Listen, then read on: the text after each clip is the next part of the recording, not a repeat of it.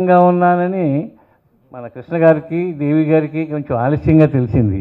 అది కూడా మొట్టమొదట డ్యాన్స్ చేశారు చూశారు మీకు చంద్రమౌళి గారు. ఆయన ఎన్టీ రామారావు గారు భక్తుడైన. రామారావు గారు అంటే చెవి కూసుకునే వ్యక్తి. ఆయన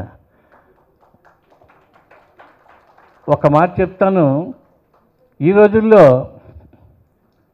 ఎవరు కూడా ఖర్చు పెట్టినటువంటి ఖర్చు ఆయన ఒక ఆడిటోరియం హాల్ కట్టించి 11 అడుగుల రామారావు గారి విగ్రహం తయారు చేయించి ఆయన యొక్క సినిమాలు, ఆయన యొక్క క్యాచెట్స్ అన్నీ ఎన్ని ఉన్నాయో కూడా ఆయన చరిత్ర అంతా కూడా ఆ ఆడిటోరియంలో ఫిక్స్ చేసినటువంటి వ్యక్తి మనకి మొట్టమొదటికుండా డ్యాన్స్ చేసిన చంద్రమౌళి.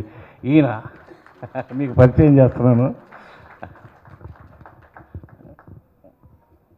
ఈయన ద్వారా నేను ఉన్నాను అనేటువంటి సమాచారం దేవి గారికి అందటం, ఆవిడ తప్పకుండా ఈ కార్యక్రమానికి రావాలి, నాన్నగారు శత జయంతి ఉత్సవానికి మీరు తప్పకుండా రావాలంటే నేను కాకినాడ నుంచి బయలుదేరి రావడం జరిగింది. కాకపోతే లవకుశ సినిమా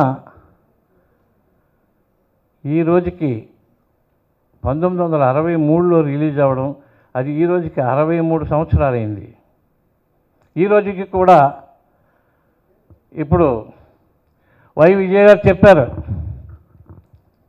సినిమా చరిత్ర ఉన్నంత వరకు కూడా ఈ లవకుశ యొక్క పేరు ప్రతిష్టలు జీవించి ఉంటాయని చెప్పేసి ఆవిడ ఒక ఆర్టిస్ట్ అయ్యండి, పెద్ద ఆర్టిస్ట్ అయ్యండి కూడా ఆవిడ చెప్పారు. ఇప్పుడు నేను సగౌరవంగా చెప్పుకునేది ఏమిటంటే, ఈ లవకుశ సినిమా మొట్టమొదట స్వర్గీయ సి పుల్లయ్య గారు ప్రారంభించారు. 1958లో